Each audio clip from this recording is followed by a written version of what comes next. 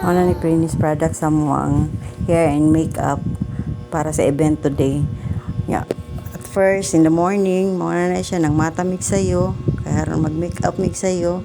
Amuasa nang i-arrange siyang buhok. Kaya ang sulti sa maestra nga kailangan nakabalot ilang buhok, naka-uniform na sila tanan. So, kailangan mo sa'yo jitsag matano. Kaya dili man pwede malangan mi. So gisalapid sa nako iyahang buhok bago na nako siya lukuton para dili kay siya lisod. Inigbalot human gisprinita na dayon. Dayon nag-breakfast na pud na siya para isa na kaagi. Diyon na nako ang buhok kay mao medyo lisod-lisod buhaton. Mao na dayon ang finished product sa iyang buhok.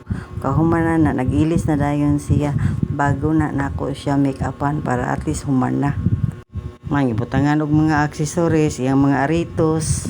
Ya dugang spray net na pod para mo dikit yun kayo nya da sugod na dayon make up dayon ya una sa mata ya kabalo na kag bata pag make up daghan kay reklamo di daghan kay otro kay magyaw-yaw pod lagi kay magbuot ya nabiya na siya opinion niya kung angayan ba siya dili mingon siya dili bagay or hibi iba o kailangan na pud nako siya usabon o nang lipstick na dayon mi dinalian ni kay di mi gusto malit kay sayo kaayo ang full time namo.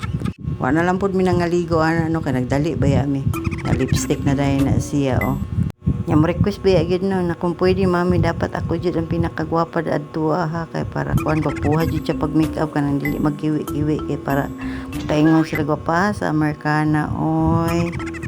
So mao na ning finished product my guys tara.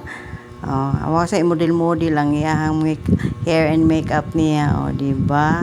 Yung ana ilahatanan mga hairdresser nila uniform na sila.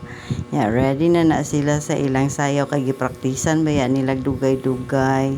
Diha murag naglalis pa mi og unsaon niya pag smile kay medyo gisapot na gamay kabalo na kag bata mubo ra kay pasensya. Pero naulian na gihapon kay ni cooperate raman. So maora to mga may guys. Daghan kayong salamat.